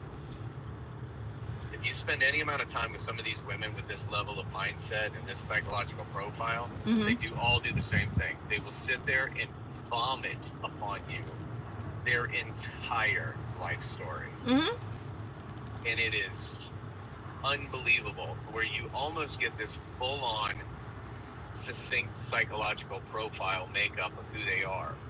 Like, and then you start seeing, like, you picked this person, and you picked this person for this, and this was your after effects of what you dealt with. And then you pick that same person again, but it was in a different wrapper, and then you dealt with the same thing. And then you see how their life keeps kind of like recreating itself with different cast members, but it's the same movie. It's really amazing to watch. There are so many people who literally are the same. You know, that's why I call it Cheerios. You know, it's like top shelf Cheerios or bottom shelf Cheerios, but it's all Cheerios. Well, Little Miss Golden Girls Senior Citizen OnlyFans was grape nuts. Grape nuts. Yeah, Are you sure it wasn't like Fiber One? Oh my god. She was Metamucil. Fuck that. Metamucil. Oh, that's horrible. Hilarious. Yeah, she would do this like yelling at me thing. Like I would start talking, and she was like, "Well, why is this?" And I start talking. She's like, "No, Sean," and I'm like, "Whoa!" But when she fucking wrote that message about, now how do I find this little podcast you're doing that's saving the world one, you know, Tinder, and I'm like, you are a machine operator making freaking minimum wage. You have to sell pictures of your fucking gooch on the weekends to make ends meet. You've got 3 kids by 3 different fathers. You know? Yeah. This woman she brought nothing to the table other than the fact that she's a recovering addict of 8 years, which bravo to her. But lots of us are recovering addicts. But she couldn't wait to use all of her recovery shit on me. Right. You know? I told her that story about me, you know, taking 2 scoops of Shakeology once and having almost an accident. She goes, that is such an addict thing to do. What? I'm like, oh, for fuck off. Okay, Dr. Philomena. Whatever. Oh. Well, and that's the thing, it's been an eventful week. She saw herself as being better than you. Yeah. She saw it like she saw it coming to me as, and I hate to sound grandiose, but as a come up. Like, I can get this guy. What's up, Chuck? And I entertained it because there were sometimes she had, from a philosophical approach, like I said, she was almost poetic in some of the things. But 9 times out of 10, just ridiculous. And oh my God, Hold can on, we Chuck. please devote an episode to people that decide to call somebody that they want to date and tell them to please do not call somebody when you're in the process of getting to know somebody while you're doing house chores and shit. Every time this woman would call me, it sounded like she was recycling aluminum cans in the background. Just banging shit around. I've noticed that's a huge thing with women, to where they'll call you like, hey, what are you doing? I'm like, I'm driving. What are you doing? Oh, I just got home and I'm doing X, Y, and Z. And it sounds like a home renovation project in the background. It's There's because nothing they're to talk trying to about. show, it's their demonstration of their domesticated abilities. Ugh. So Chuck wants to know, where did the intimacy go? Why is that so hard to find? It's there at the beginning and fades away after 5 months. I have an idea for that, but what's your idea? Well, it kind of hinges upon what you told me a while ago, is how women bring and lure men into a relationship with sex. Right. So they're overly sexualized in the beginning to get you. Mm-hmm. And you're coming in, a man is typically coming in as a version of his true self, a woman's coming in as a version of her true self. Well, one would They use think. and they're using sexuality to kind of seal the deal, so to speak. Mm-hmm. Then people get comfortable, and then you start realizing who that real person is, which that desire starts to fade away. Then contempt starts to creep in, and Mm-hmm. next thing you know, it's you got a fucking roommate you don't like. You definitely don't like them, so you definitely don't want to fuck them. Well, true. It's hard to kiss the lips at night that chew your ass all day. Mm-hmm. But part of it is that. Part of it is sex manipulation. The other part is you get involved with somebody too fast. So you have sex right away, or, you don't actually, case in point, you don't actually take the time to vet them, to really know anything about the actual human being behind the visual that you're experiencing or engaging with. So your foundation is built on very weak ground. It's basically built on sand. You're literally going after the icing on the cake, but the ingredients inside are lacking. So if you take the time, and again, that's that 3 to 6 month period, where if you actually take the time to get to know somebody, anywhere between month 3 and month 6, you're going to start to see the real version of who they are. So if they can't make it past that 3 month or that 6 month mark before you really start to invest yourself into the relationship, then you're not going to end up in a situation where there's intimacy in the beginning and then 5 months later there's not. Because A, you're not going to fall into the sex manipulation, and B, you're going to be building upon a much stronger, much solid rock-based foundation versus a sand foundation. Yeah, absolutely. Yeah. It's just built on very shaky ground, and the thing is the slightest earthquake will knock that building down. What was that? And the thing is the slightest earthquake will knock that building down, that structure down. Absolutely. It's built on such shaky ground. Absolutely. But if you think about it, all of dating now has become sexualized. Oh, absolutely. Absolutely. David said he's been married for 8 years and his wife is his best friend and the greatest lover. But also, 8 years ago, relationships were not completely sexualized. Yeah. I guarantee you, if David were to explain his dating process with her, I guarantee you it wasn't this fly-by-night, met on an app, hey, let's go for frickin' frozen yogurt and fuck. Right. Type of dating. Exactly. You know what? David said bingo. Bingo. When you started talking about, the fact that the dating styles were different back then versus now, versus the fact that he, they met at the grocery store. So they didn't meet on an Yeah. app. They didn't meet via social media. They actually met in the original format of, you know, dating, the old school, quote unquote, ways of dating. And that's why the foundation for his relationship is totally different. Hmm. Yep. So Yeah, it's back when people used to date to where a guy would see a girl down the street and he would look at her and go, "I'm gonna marry you," and she's like, "You're crazy, go away." yeah, And then he, for weeks and weeks and weeks, serenades her tries outside of her bedroom window, or, you know, yeah, just to hold her absolutely. hand, Yeah, just to hold her hand. it was, I mean, 8 years ago, I'm not gonna lie, there were still like one night stands and shit like that, but that was your intention. You know, your intention wasn't, I'm just gonna fuck this person and then I'm gonna date him. No, like, people think now, oh, I just had, you know, I just had sex with him and it was great. You know, it's like I say to you, I've said to you in the past, you're like, oh, it was great, and I'm like, why was it great?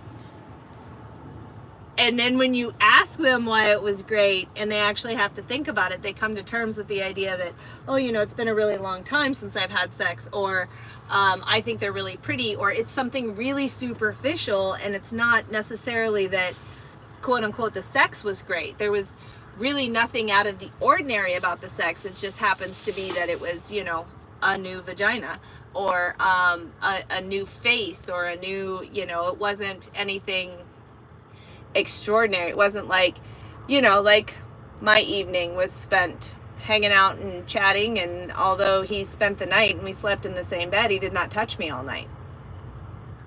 Like, that was an experience that I've almost never ever had. You know, I didn't say never, I just said almost never. Yeah. And it really changes your perception of the person. It's like, oh, okay, this person is, while physical touch is extremely important to human beings, it's like one of those things where it's like, this person is actually being mindful and being respectful of me, how I feel, things that I've told them, the experiences I've been through, and they are being considerate. And that in itself, once you get past that solely physical aspect of your life, that in itself will create a higher level of intimacy and attraction. Well, he's sending you a message that you're worth the wait. Exactly. And it's not very often that people think that, you know. Everybody's in a rush to cross the finish line. It's like in sex, you know, everybody, they get in, and it's like, all right, we're gonna do a couple minutes, and we're gonna, you know, touch, and a little bit of 5 minutes of heavy petting, and hop on in and race for the finish line. And it's like, in today's society, the majority of people don't even understand the importance or the necessity of, you know, prolonging the sensation, the feeling. Like, once you get to that finish line and you cross the finish line, the sensation's over. It's done. So why would you want to try to get to the end as fast as possible when prolonging the sensation and the feeling and the time of that heightened level of sensation? Why would you not want to stay in that feeling, in that emotion? Exactly.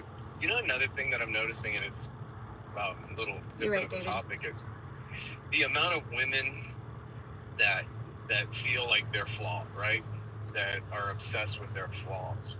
And when they, you know, you have a guy to where, like, if I'm doting upon a girl and she's like, I think you're crazy, and I'm like, why is that? And this one girl, she goes, because I'm so flawed. So I used to own a high-end tile and marble company, and I specialized in mosaics, right? Mm-hmm. And I gave her an example, and it's, you know, for the purpose of her, you know, getting her to accept her flaws and like herself, because if she doesn't accept her flaws and like herself, she's not going to have the ability to like me. And I said, I go, have you ever seen the mosaics in the cathedrals, you know, over in Italy and things?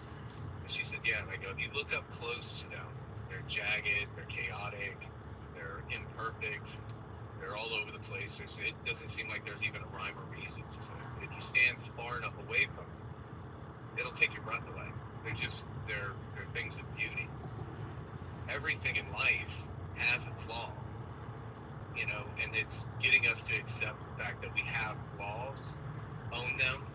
Like what you say all the time is, you know, not look back at your past and be upset about it, because it's what's formulated me into the man that I am, that I actually like now.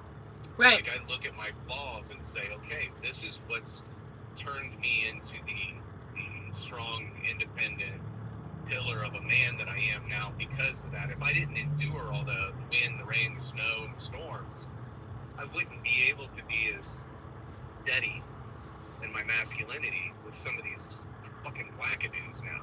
Uh-huh. I would be very, very weak in my foundation. Dealing with a lot of these women now, I'm seeing that they're so weak in their foundation because they're so fragile when it comes to their flaws, that actually, in my eyes, make them beautiful.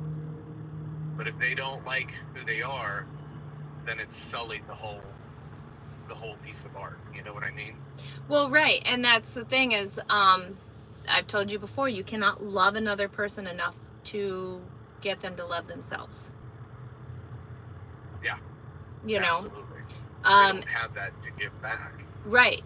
Well, and that's the other analogy is like, if you squeeze an orange, what comes out? Orange juice. Right.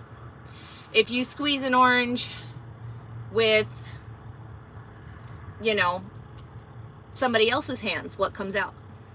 Orange juice. Okay, if you squeeze it with a juicer. Same thing. Orange Yeah. juice. No matter what you squeeze it with, the only thing that's going to come out is orange juice, because that's all that's in there. So you go and you apply that to a person, to a human, and it's different. So if I squeeze you, what do I get out? If, you know, the four-wheeler that cuts you off squeezes you, what comes out? So it's what's inside of you that's going to come out. And these people that are so flawed is like, they try to hide it by being a different version, but then when they're squeezed, the reality is what comes out. Oh, we dropped the call. Anyways, there was a little sample of how our podcast is going to go. Oh, he's calling back. Yes. Sorry, lost you there. I saw that. So Yeah. So what I was saying is, you know, you go ahead and you apply that to a human, and it's like, people say, oh, you know, I only got mad because it was so-and-so. No, you got mad because that's what's inside. I only acted this way because of that, or because of this. No, it's what's inside you. And it doesn't matter who squeezes you or how you're squeezed. What is inside of you will always come out. And people are so scared to look at themselves and admit their flaws. Because, well, if they have flaws, you know, nobody's going to like them, or they don't like their flaws, so they think nobody else is going to like their flaws. But what they fail to also realize is that if you want something different than what you've always gotten, you have to be and do different than what you've always been and done. Mm-hmm. Yeah. That definition of insanity philosophy. Mm-hmm. It's just, it's been exhausting but amazing all in the same vein. The one that's astounded me the most was the rich older lady. I mean, the level of false confidence. She completely bogarted the entire conversation. I could not get a word in edgewise. It was just on and on and on and on and on. Things that she's done. So much ego. I am what I have, you know. Built a multi-million dollar business, and she had an auto company to where they like lived high-end luxury cars and stuff. She's like, when I could get out there in 6-inch stilettos and, you know, do a whole service on the Subaru, whatever the fuck, and it's just like, I don't care about all that. I'm not sitting here to measure dicks with you today, lady. Right. Well, and it's rare that men end up in a dick measuring contest with women. Yeah. She goes, I'm a very devil wears Prada type of gal. Like, yeah, the woman was alone too, I believe, if I remember correctly. Yeah. Right. Was she alone? No, she was married, I think, but then she had like a miserable marriage, I believe. Yeah. There was a scene in that movie where the assistant came in and she was fighting with the husband. But, yeah, it's amazing. It's amazing how her Tinder profile was pretty funny. She's like, I'm very big into fitness. You better be into it too, or swipe left. I don't have time for that. Like, oh, okay. Well, I'm the definition of a dad bod. How about that? Well, that's okay as long as you're working on it. Yeah, sometimes. Right. Well, Okay, that's kind of okay. like that OnlyFans girl. She was really into fitness, really into fitting cock in her mouth, maybe. But she certainly, there wasn't a damn thing about that body that made me say she was into fitness. Oh my God! In that video, oh my God, you can tell the people what she did, but because she sent me a picture of her bent over with her ass spread apart, right? Ew. And while she was in the shower, and all I wrote back was, "What the fuck?" And that's when I got that video back of her naked, pointing at her pussy, going, "What the fuck? This is what you fuck." And I'm like, oh my God, you are. I'm gonna wind up in your Instapot, aren't I? Yeah, like, I don't know. Oh, and another thing she said, she was like, I'm just upset. I really hope things work out between you and I, before I went fucking rogue on her ass. And I go, why is that? She's like, because my son called and he told me the other night, Mom, when am I going to get a new dad? And I'm like, oh my God. If we were in an airplane, I'd have jumped out without a shit. Yeah, no. You know, that's like the guy that I'm talking to, you know. He's got his daughters this weekend. And you know me, like, your life with your kids is your life with your kids, and I am in no way, shape, or form trying to insert or be a part of that. If I date somebody that has kids, the only time I plan to meet their children is when their children ask to meet me. Yeah. So, you know, it's, I don't know. I think so many people, and it's so, the problem is when you do that, you're teaching your kids that that's normal. You know, so if you have small kids and you're constantly introducing a different partner to your kids think that, you know, that revolving door type thing is normal, you know. I mean, look at my middle son, Tyler. His dad and I are best friends. He has zero desire to get married, and he has zero desire to have kids, you know. And all of his girlfriends that he has had and he's broken up with, he's tried to remain friends with them because that's what he saw. He saw that it's capable for people who've been together to be civil and be friends, because his dad and I are such good friends. So children repeat what they see growing up. And if they see that revolving door status, then that's what they're going to do. They're going to think that, well, you know, it didn't work out, so just on to the next, on to the next, and on to the next, versus, you know, how do I evaluate this situation and how do I work through it? How do I change what's happening? Mm-hmm. Yeah, it's a slippery slope, and a lot of guys jump into it. I was a stepdad for over 20 years for my son, and he's my son, right? Mm-hmm. And they don't understand that when you get into a relationship, say like a woman, it's like, okay, you are going to assume the responsibility of fatherhood in every way possible, to where you're going to protect, provide, preside, right? Mm-hmm. And you have to do that with the same level of passion and ardor and fire that a father would do for his blood children. All the while knowing that you will always, always, always finish second. There will be some sort of side of that kid for the longest time until they get older that will always look at their biological father as ranking higher than them. Oh, of course. The same with motherhood. Absolutely. So it's good. That's a very rare commodity. So when you get these women that are, you know, doing the you better do this and you better do that with this grandiose asshole attitude, and they're saying, oh, and you've got to be at least over 6 foot tall, and you've got to do this, and you've got to do that.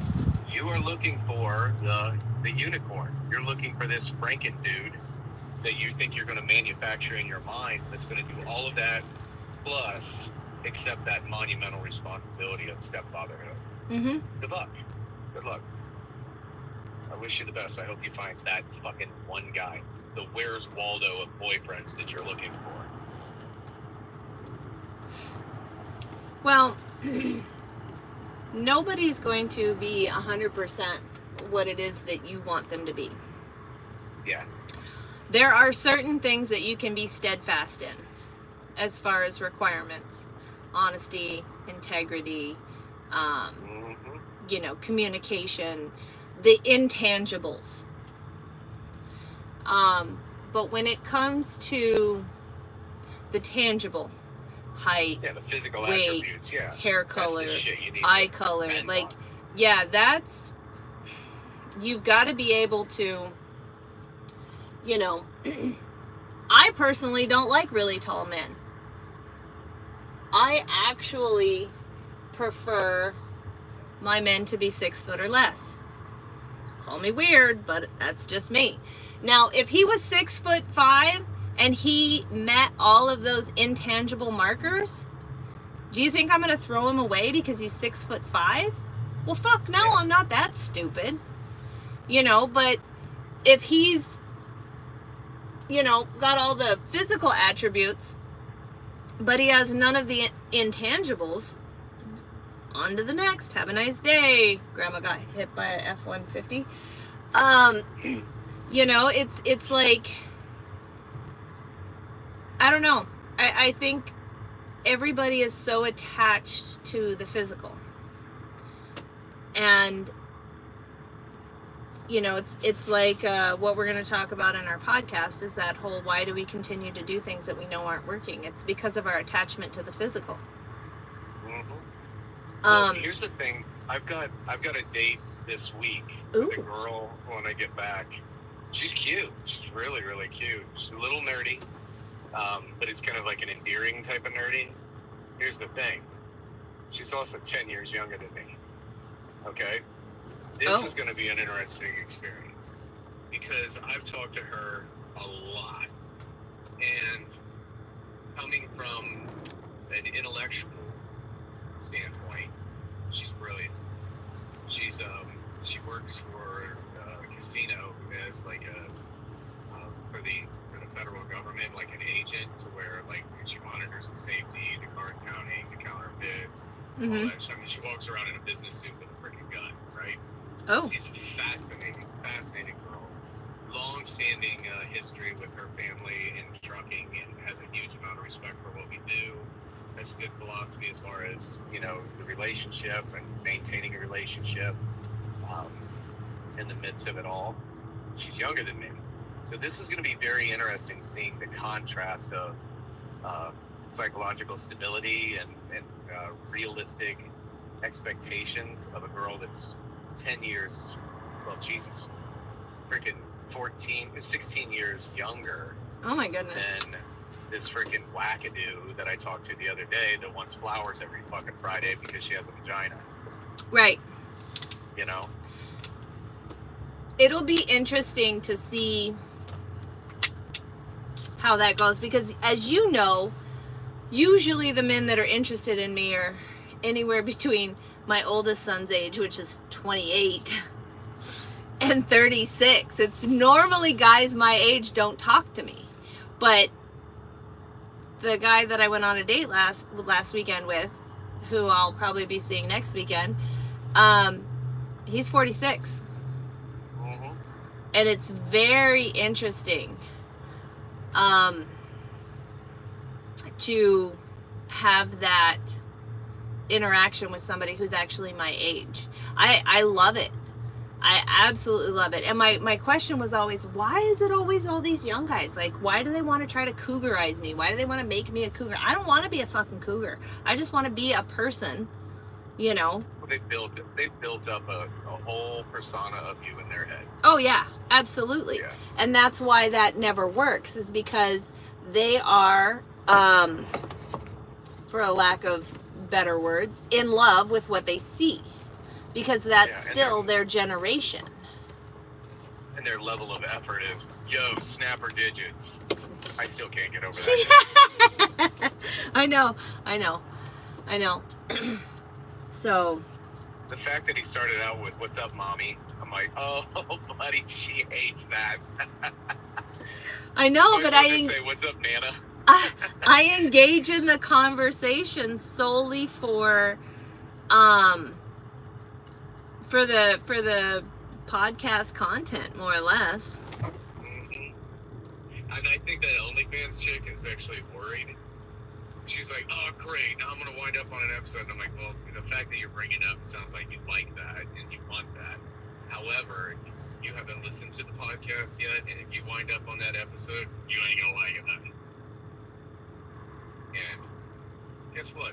You're going to wind up on that episode. Yep. Careful what you wish for. Uh-huh.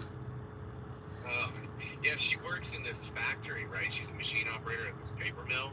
And all day long, she goes into different sections, like the tool room where all the workbenches are and the tools. And she'll lock herself in there and do kind of like provocative poses and shit, like her bent over the workbench and, you know, going into offices and laying across the desk and shit. I'm like, wow. But she does it solely, she says she does it solely for the money. She's like, I need the money. I wouldn't do it if it wasn't for the money. Thanks, Chuck. And Go ahead. I told her that I was going to subscribe to her channel. She goes, you do, and I'll cut you off. And I'm like, okay, well, you cut me off, I don't get the bug. But why? And her philosophy was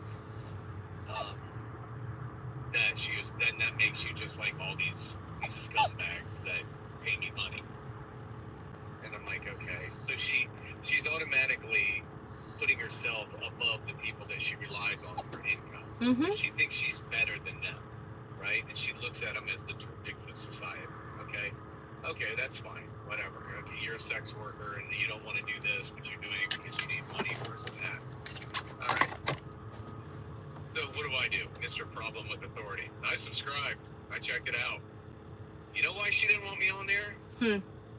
Because of all the videos of her and her stunt cocks doing cream pies and all kinds of other foul-ass shit. When I saw that, I was like, ugh. Stunt cocks. I love that. Yeah, it's just like, oh my god. It was the equivalent of, like, being with her in my eyes would be like, oh, I found some gum under the table and I'm going to put it in my mouth. Ugh. And that's what a lot of women with these OnlyFans pages and a lot of this stuff, these women that really, really get into it, really talk about, you know, that bad bitch mentality, like I'm a boss bitch, I'm a boss babe, I'm making all this money. You're depleting your value in the eyes of a man. Absolutely depleting it. Uh-huh. You know? So yeah, this will be interesting. It's going to be a good podcast because there is so much more than we've talked about. So much more. I think it's going to be awesome. I also can't wait to delve into the topic of why we stay in situations we know are not good. Because we all have our reasons behind it. You know what I mean? Well, it's comfortable, you know? Like I told you, the possibility of, you know, reconciling. I can't do it. Well, as far as a level of ease, I could ease right back into it, have everything I used to have, but it's a trading that freedom for a cage that I just can't do. Well, it's also one of those situations where it's like, If it didn't work the first time, there's a reason it didn't work. If there was something that caused you to walk away, an action or a behavior that caused you to walk away the first time, what makes you think that there's going to be something that's going to change so dramatically that you're going to be able to tolerate it? Because when you walk away, you don't walk away because of one thing. Never. Never. You're never like, oh my God, they leave their underwear on the floor. I cannot. No. It's, they leave their underwear on the floor. They don't return my calls. They, disregarded XYZ that was there's a myriad of things that build up to that point where you say, I can't do this anymore. And when you just get back together, it's like, what makes you think that that's changed? Nothing's changed. They say that they're going to change, but are they going to change the 5 things or the 10 things or the 25 things that bothered you behind that one thing that was the straw that broke the camel's back? No, they're not. They're still going to be who they are. 100%. Well, that and all the safety that you have that you develop over time in a relationship, like, I'm here, this is my world, this is my woman, this is my life, this is mine, this is my roof over my head. Well, if the roof falls on your head when you're sitting there watching TV, do you think you'll ever be able to sit and relax on that couch again? Right. You're sitting there looking at the ceiling and when's it going to happen again? Mm-hmm. On my level of safety, there was a TikTok that came out right after I was kicked out of my house. It said, after a no contact and after all that type of shit that happens, couples reconcile all the time. They never work out because all the sense of safety that either couple has, either person in that couple has, is gone. The trust is gone. Right. So it's time to move on. It's going to be difficult, but you move on. The difficult stuff's the stuff that's worthwhile anyway. I've moved forward in my life since then. If I were to go back to that, then that's going backwards, yes? Yes. Correct. Or yes? Yeah. Yes or yes. 100%. I agree. Well, you'll have to let me know what day. Okay. I'm gonna actually, when I get off the phone here, I'm gonna call the guy and make sure I can kick this off today. Mm-hmm. If not, then I'll be able to sit down and get everything all outlined. Like I said, we'll probably do like a test Zoom call beforehand. Okay, well, like I said, I want to make sure the audio is right. It makes it really difficult for people to listen to a podcast when the audio is iffy. No, I agree. If it's during the week, I'll probably be at the house, and we have Wi-Fi at the house, so that'll be good too. Okay. All right, well, I'm gonna hop off the phone here. I'm gonna call this guy, and I'm gonna try to not hit this fucking trooper that's on the side of the road. Probably a good idea. Alrighty. I'll talk to you soon, hon. All right. All right, bye-bye. Bye. So that was a little bit of a highlight on what our podcast is like. For anybody who's interested.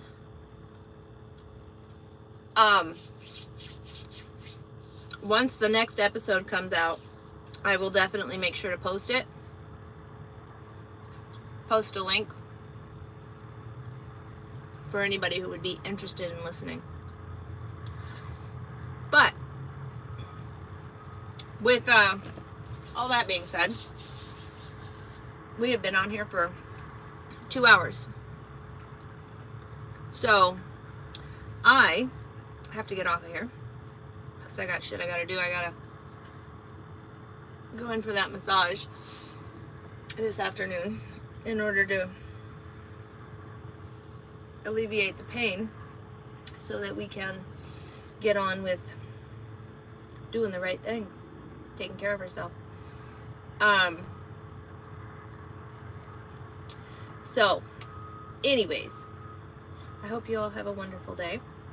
I'm so glad you guys got a glimpse into how the podcast goes. I don't know how clear he came in, but I hope you guys heard at least somewhat of what he had to say.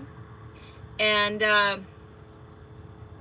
I will check back in with you guys next Saturday give you an update on our podcast and when and where it will be available, and so on and so forth. Have a wonderful Saturday. I will chat with you all later. Thanks for joining.